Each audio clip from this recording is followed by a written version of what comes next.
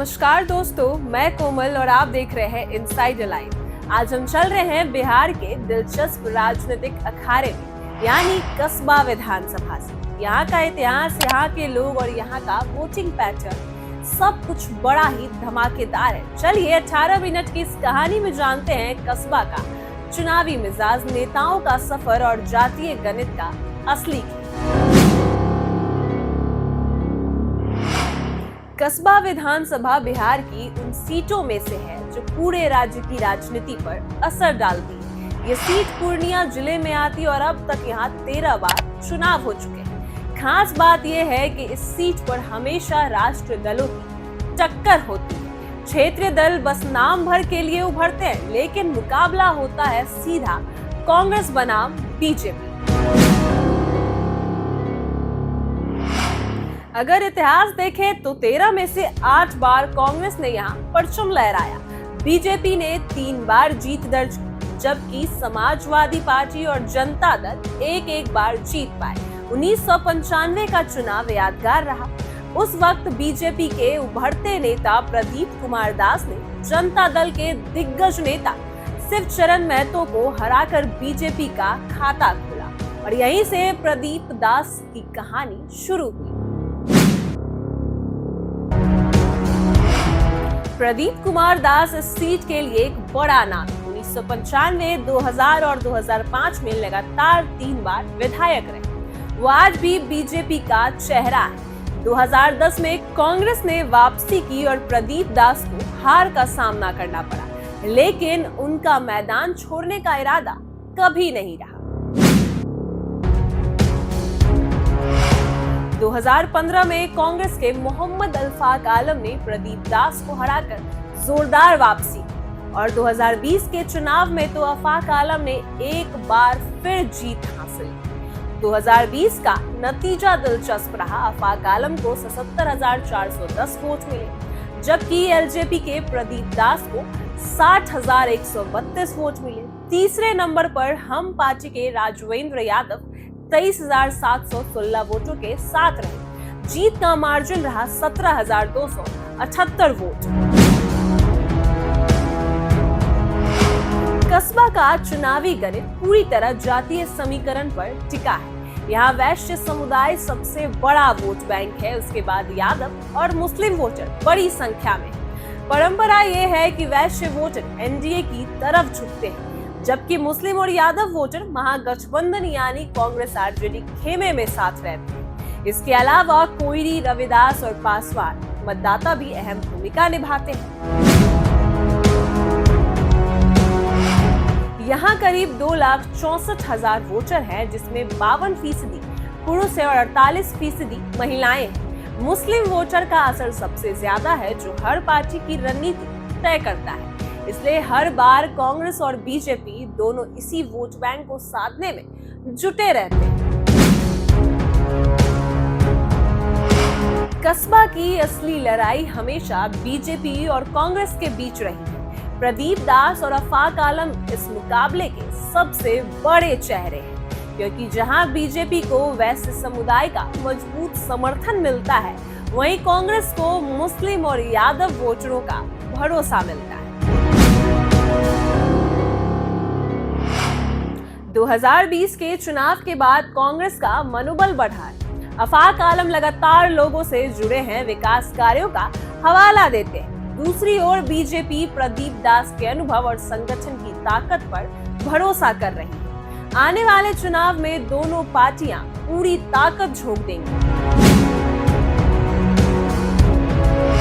हमने इलाके में घूमकर लोगों से बात की। कोई कहता है अफाक आलम ने सड़क और बिजली का काम करवाया, तो कोई बोलता है बीजेपी की सरकार में बेहतर कानून व्यवस्था है। जनता की राय बची हुई, लेकिन माहौल अभी से गर्म हो चुका है। अगले चुनाव में सीट की लड़ाई कड़ी होगी। कांग्रेस अफाक आलम को फिर से उतार सकती है और बीजेपी प्रदीप दास को मौका देगी या कोई नया चेहरा लाएगी। ये देखने वाली बात होगी, क्योंकि जातीय समीकरण और वोट बैंक का खेल यहाँ हमेशा अहम रहा है। छोटे दलों की मौजूदगी मुकाबले को त्रिकोणीय भी बना सकती है।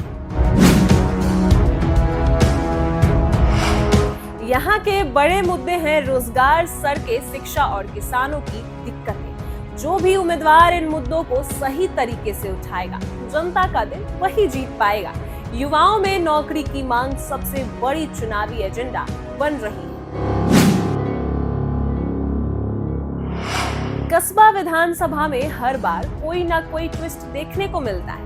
कभी बीजेपी का दबदबा तो कभी कांग्रेस की धमाकेदार वापसी। इस बार फिर कौन जीत का सेहरा पहनेगा, ये कहना मुश्किल है, लेकिन मुकाबला रोमांचक होगा, ये तो पूरी तरह से पक्का है। तो दोस्तों, आपने अभी सुनी बिहार के कस्बा विधानसभा सीट की पूरी कहानी। यह कहानी अपने आप में पूरी राजनीतिक संघर्ष और सियासी समीकरणों की झलक दिखाती है। लेकिन यकीन मानिए, यह तो बस शुरुआत है। बिहार की राजनीति का असली मजा तब आता है जब हम अलग अलग इलाकों के रंग, वहां की चुनौतियां और वहां के नेताओं के किस्से आपके सामने लाकर रखते हैं और पूरे पन्नों को खोल कर रखते हैं। अब हम आपको ले चलेंगे एक और दिलचस्प सफर पर। अगली कड़ी में बात होगी बनमनखी विधानसभा सीट की। यह सीट सिर्फ एक चुनावी क्षेत्र नहीं, बल्कि यह बिहार की बदलती राजनीति की एक अनोखी तस्वीर भी है और बिहार की बड़ी पहचान भी। बनमनखी की कहानी क्यों खास है? दरअसल इस सीट पर जातीय समीकरण, विकास की राजनीति और नेताओं की जो व्यक्तिगत पकड़ है, तीनों की अहम भूमिका रही है। यहाँ का हर चुनाव सिर्फ वोटिंग नहीं होती, बल्कि यह इस बात का पैमान भी बन जाती है कि आखिर किस दल की पकड़ जमीन पर कितनी मजबूत है और कौन सा नेता जनता का दिल जीतने में कामयाब है और कौन नहीं। हम आपको दिखाएंगे कि कैसे बनमनखी की गलियों और चौपालों में निकलने वाली जो चर्चाएं हैं, आवाजें हैं, पटना के सत्ता गिलारियों तक असर डालती हैं। कौन से बड़े चेहरे यहाँ से चुनाव लड़ सकते हैं, किसने सपने पूरे हुए और कितने उम्मीदें टूट गई, इन सब पर हमारी नजर होगी, क्योंकि बनमनखी की सामाजिक बनावट बेहद रोचक है और यहाँ का हर समुदाय अपने अपने मुद्दों को लेकर जागरूक है। किसान हो, व्यापारी हो, युवा हो, किसान हो, व्यापारी हो या फिर युवा है या फिर महिला, हर वर्ग चुनाव को अलग नजरिए से देखता है और यही वजह है यहाँ की राजनीति में हर बार नए समीकरण बनते हैं और बिगड़ते हैं। हम आपको यह भी बताएंगे कि पिछले कुछ चुनावों में बनमनखी में किसे मौका मिला, किसे नकार दिया गया और किसने जनता का भरोसा जीतकर विधानसभा तक अपनी राह बनाई। इसके साथ ही इस सीट पर महागठबंधन और एनडीए दोनों की रणनीति पर भी नजर डालेंगे। दिल्ली से लेकर पटना तक जब चुनावी रणनीति बनाई जाती है तो उसमें बनमनखी जैसी सीटों को खास तवज्जो दिया जाता है। कारण साफ है, यहाँ की नब्ज पकड़ना मतलब आधी लड़ाई जीत लेना और यही वजह है कि हर बार नेता यहाँ की सियासत को ध्यान से देखता है। तो दोस्तों, अगले एपिसोड में हम आपको सुनाएंगे बनमनखी विधानसभा सीट की पूरी कहानी और पूरी दास्तान, वहाँ के नेताओं के बयान, जनता की राय और आने वाले चुनाव में किसके नाम पर चर्चा तेज है। सब कुछ विस्तार से आपके सामने लाकर रखेंगे। आपसे बस एक छोटा सा अनुरोध है कि अगर आपको हमारा यह चुनावी सफर पसंद आ रहा है तो वीडियो को लाइक करें और शेयर करें और चैनल को सब्सक्राइब करना बिल्कुल ना भूलें। बेल आइकन जरूर दबाएं ताकि जब हम बनमनखी की कहानी लेकर आए तो सबसे पहले आप तक नोटिफिकेशन जाए और आप देख सकें। बने रहिए हमारे साथ, क्योंकि बिहार की राजनीति में हर दिन एक नया मोड़ लेकर आता है और हम वही मोड़ आपको दिखाने के लिए यहाँ मौजूद हैं। तो मिलते हैं अगले वीडियो में बनमनखी विधानसभा सीट की पूरी कहानी और राजनीति के नए किस्से और दिलचस्प राज खोलते हुए। तब तक के लिए नमस्कार। देखते रहिए, जुड़े रहिए हमारे साथ। धन्यवाद।